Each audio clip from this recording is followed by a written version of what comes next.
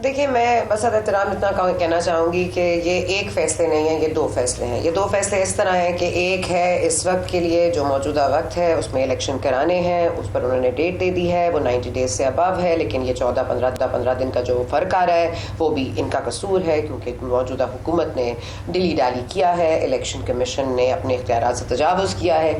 ये हो गई किताबी बातें। दूसरी बात कर लेते हैं कि 5 माह बाद जब जस्टिस काजी फ़ाइज़ ईसा की बारी आएगी, और वो वक्त अब दूर तो नहीं है, ये तो अब ऐसा तो नहीं, कोई इलेक्शन तो नहीं होने उसके लिए, तो 5 माह बाद जो हमारे इस वक्त के मौजूदा चीफ जस्टिस हैं, वो आई थिंक उनका रास्ता आगे के लिए बड़ा हमें क्लियर नज़र आ रहा है। उन्होंने एक फ़ैसला अपने लिए भी मेरा ख्याल है किया 5 मंथ्स लेटर ऑन।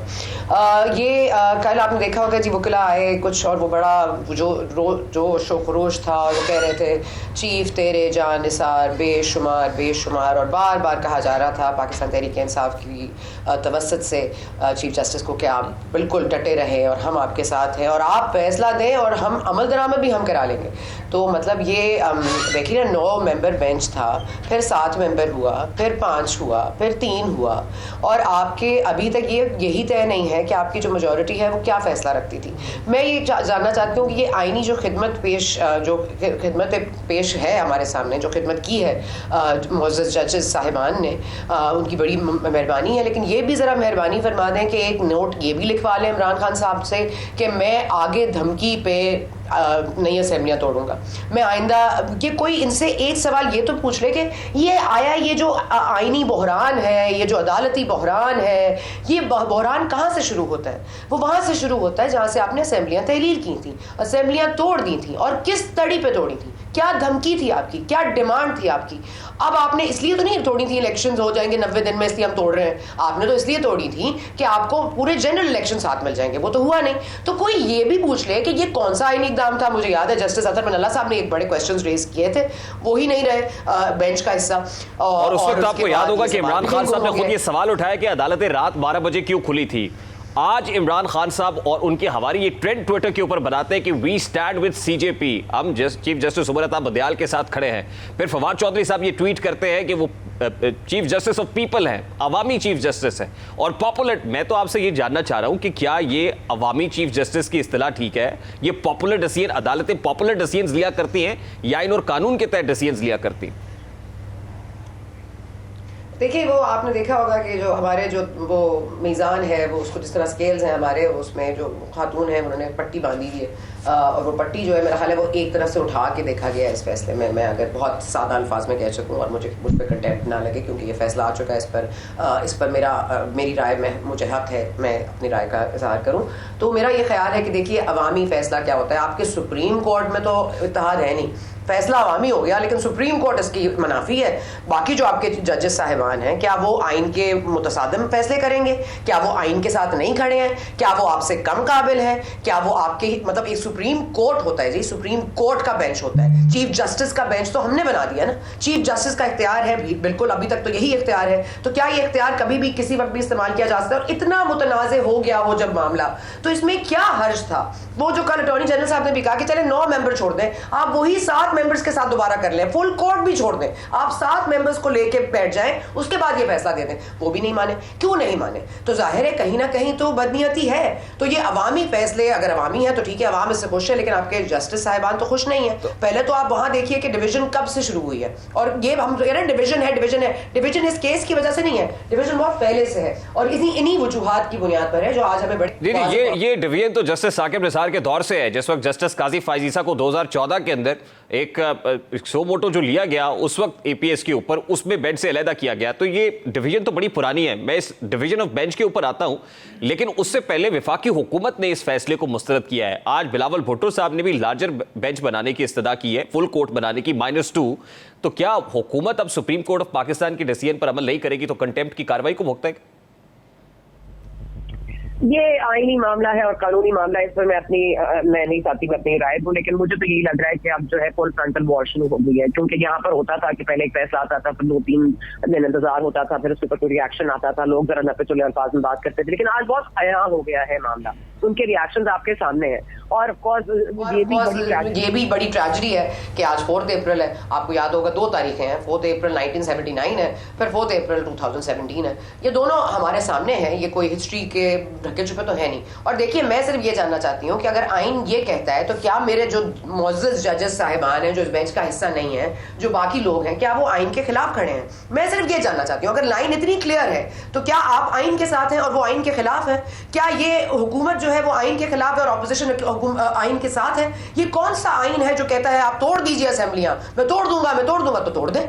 जब उस वक्त क्यों नहीं सुओ मोटो लिया जब इमरान खान बार बार कहते थे मैं असेंबलियां तोड़ने जा रहा हूं? ये कौन सा आईनी इक़दाम था? ये कहां आपको हक हासिल है कि आप आइन में ये आपने कौन सा आइन पढ़ा हुआ है? ये कौन सी आइन की खिदमत हो रही थी? ये तो इमरान खान के लिए खिदमत हो रही थी, आज भी हो रही है। सर आपको सर्व करने के लिए अब होगा क्या? एक सादा सा पाकिस्तानी जानना चाहता है कि ये अब वजीर आजम versus chief justice of Pakistan है, यानी ये एग्जीक्यूटिव वर्सेस इस रियासत का एक इंपॉर्टेंट इदारा अदलिया है, या आपको लग रहा है कि अदलिया वर्सेस अदलिया यानी ब्रदर जजेस versus chief justice Umar Ata बदियाल होने जा रहा है?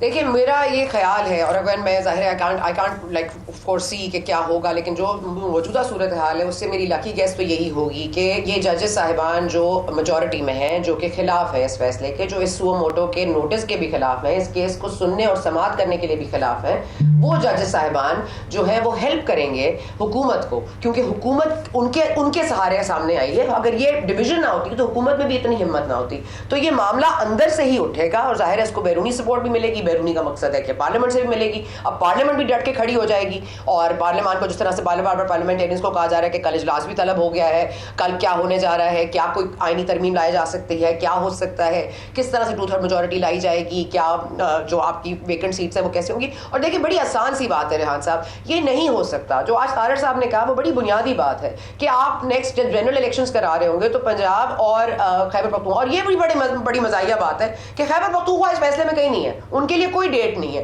क्योंकि वहां आइन का जो है वो इर्तिकाब नहीं होता। आइन का इर्तिकाब सिर्फ पंजाब की हद तक है और उसके बाद वहां जो है वो आइन जो है थोड़ी देर बाद आएगा। अब ये नई पिटीशन दायर करेंगे खैबर पख्तूनख्वा के लिए, मतलब तख्ते पंजाब तो इन्होंने लेना था, इनकी बदनीयती और किस तरह जाहिर होगी। और पाकिस्तान तहरीक इंसाफ का अलमिया यही है, वो जिसके पीछे खड़े हो जाए वो मुतनाज़ ही हो जाता है। इसलिए मेहरबानी करके किसी के साथ ना ही खड़े हुआ करें, बल्कि जिसकी ये बुराई करते हैं उसकी क्रेडिबिलिटी मजीद।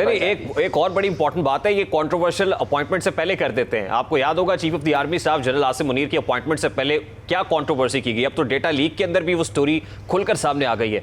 अभी पता ही नहीं कि जस्टिस काजी फायजी साहब सीनियर मोस्ट है और उनको अक्टूबर में chief justice of the country होना है। उससे पहले ही जिस तरह की कैंपेन, स्मेयर कैंपेन शुरू हो गई है सोशल मीडिया पर जस्टिस काजी फायजी साहब के खिलाफ, इज इट जस्टिफाइड? ये भी नोटिसेबल है।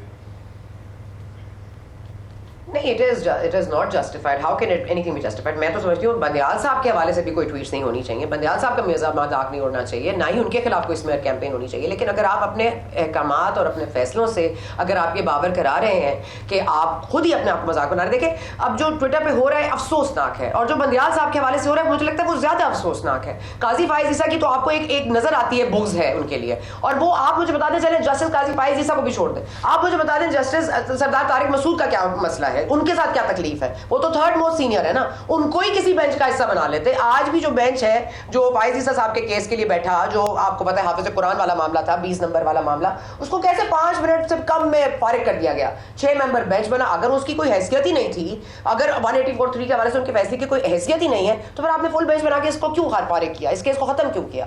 तो आपके तो कॉल और फेल में जिस तरह इमरान खान साहब के तजाद रहा है माजरत के साथ, तब तो अदलिया में ये बड़ा क्लियरली नजर आ रहा है। और अदलिया कह के मेरा ख्याल है पूरे सारे को नहीं कहना चाहिए, इस बेंच के हवाले से हम जरा प्रिसाइज हो जाते हैं, इस बेंच पे मसला है। आज इस बेंच के दिए हुए फैसले से अगर मैं ये कहूं कि एक तीर से 3 शिकार हुए हैं तो शायद ये कहना गलत नहीं होगा। पहला शिकार इलेक्शन कमीशन ऑफ पाकिस्तान जो एक कॉन्स्टिट्यूशनल बॉडी है उसको किया गया। दूसरा जस्टिस जमाल बंदूखेल और जस्टिस मंसूर अली शाह के इख्तलाफी नोट्स को उठा के रद्दी की टोकरी में डाल दिया। तीसरा इंपॉर्टेंट बात जस्टिस काजी फायज और जस्टिस अमीनुद्दीन का वो फैसला है जो हुफाज़े कुरान के 20 नंबरों से मुताल्लिक केस के अंदर उन्होंने रिमार्क्स दिए थे, वो भी रद्दी की टोकरी में फेंक दिए। 6 रुकनी लार्जर बेंच तो बाद में बना, उससे पहले रजिस्ट्रार सुप्रीम कोर्ट के सर्कुलर के जरिए से एक जुडिशियल ऑर्डर को अंडरमाइन करने की कोशिश की गई। तो आपको नहीं लगता कि अल्टीमेटली ये जो कॉन्स्टिट्यूशनल बॉडीज है, ये जुडिशियल ऑर्डर्स है, इनको जो अंडरमाइन करने की कोशिश की है, इसके इंप्लीकेशंस बड़े दूररस होंगे? देखिए, मसला यही है कि जो इदारे होते हैं ना वो अपनी शख्सियात से माने जाते हैं, और इदारों की जो मजबूती होती है वो जो फ़र्द वाहिद होता है उसका भी बुनियादी तौर पर उसमें किरदार होता है। आप मुझे बता दें, एक बड़े पॉपुलर थे हमारे साबिक आर्मी चीफ राहिल शरीफ साहब, उनकी बड़ी ज़बरदस्त कैंपेन थी। आज चीफ साहब हैं, एक साकिब नसार थे जो डैम बनाने गए थे और उसके बाद he didn't give a dam, और वो फैसले देते रहे। तो मतलब ये तमाम तर लोग जो हैं इन्होंने अदलिया को ही मुतनाज़ बना दिया है। ये हकीकत आप नहीं जुटला सकते कि अब कोई सेक्रेड काउ नहीं रह गया इस मुल्क में। थैंक्स टू इमरान खान साहब, हम सब ने इदारों को भी मलाइन कर दिया है, इदारों को भी कॉन्ट्रोवर्शियल बना दिया है। ये जो प्रोजेक्ट इमरान था ये अपने साथ बहुत कुछ लाया है और बहुत कुछ लेके जाएगा। सबसे ज्यादा हमारी अदलिया की क्रेडिबिलिटी ले गया है, फौज की इंडिपेंडेंस ले गया है, इस पार्लियामेंट की सुप्रीमेसी ले गया है, इस मुल्क में आजादी राय ले गया है, और सबसे ज्यादा जो हमें दे गया है वो है बिल्कुल एक टोटलिटेरियनिज्म नजर आ रहा है, एक बिल्कुल ही पोलराइज सोसाइटी है। आज आप जाएं इलेक्शन कराने, मुझे बता दे पाकिस्तान तहरीके इंसाफ वाले क्या पेट्रोल पंप लेकर आएंगे और जिस तरह से धावा बोल देंगे, मुझे तो यही लगता है कि इनका अमल दरामद तो यही होता है। और अगर ये कह रहे हैं फवाद चौधरी साहब के 2 प्राइम मिनिस्टर्स घर जा चुके हैं, तीसरा भी भेज देंगे, मतलब ये कोई मतलब आपका अपना ही कानून है, आपका अपना ही आईन है। अच्छा सर, आप सुप्रीम कोर्ट ऑफ पाकिस्तान का इलेक्शन से मुतालिक डिसीजन तो आ गया, लेकिन सादा सा सवाल है, आप 14 मई को इंतखाबात होते हुए देख रहे हैं अकॉर्डिंग टू दिस डिसीजन? नहीं, मैं नहीं देख रही हूँ, लेकिन मैं जो देख रही हूँ वो उससे भी ज्यादा अलमनाक है। मतलब अगर ये इसी रविश पर चलते रहे और इसी अना और जिद की बुनियाद और भेंट चढ़ता रहा, ये मुल्क मजीद बर्दाश्त नहीं कर सकेगा। आप प्लीज, मैं कह रही हूँ कम से कम आप देखिए ना, किसी के रिमार्क्स ना लेना। क्या वो रिमार्क्स कंसिडर होंगे जो अकीम शेख ने देने थे? क्या वो रिमार्क्स कंसिडर हुए हैं जो अटॉर्नी जनरल ने दिए थे? जिनको आपने सुना उनको आपने अनसुना कर दिया, और जिनकी कोई बुनियादी बात हो सकती थी वो आपने अनसुनी कर दी। कम से कम फेयर ट्रायल तो दे दे, फैसले पर जो भी दे, एक फेयर ट्रायल का तो हक है ना। हमें तो नहीं पता कि आईनी और गैर आईनी क्या है, हम लोगों को नहीं पता। लास्टली वेरी क्विकली, अगर इलेक्शंस नहीं होंगे तो क्या इमरजेंसी होगी, मार्शल लॉ होगा? मेरे मुंह में खा मेरा नहीं ख्याल, नहीं मेरा ख्याल है कि मार्शल लॉ जिस हद तक आ सकता था वो इस मुल्क में आ चुका है, और अभी भी एक मार्शल लॉ टाइप सिचुएशन ही है। एक इदारा उनके पीछे, एक इदारा इनके पीछे, यही मामला चल रहा है। तो यहाँ जमहूरियत जाना हो, वहाँ मार्शल लॉ के खतरात नहीं होते, वहाँ मार्शल लॉ मौजूद है।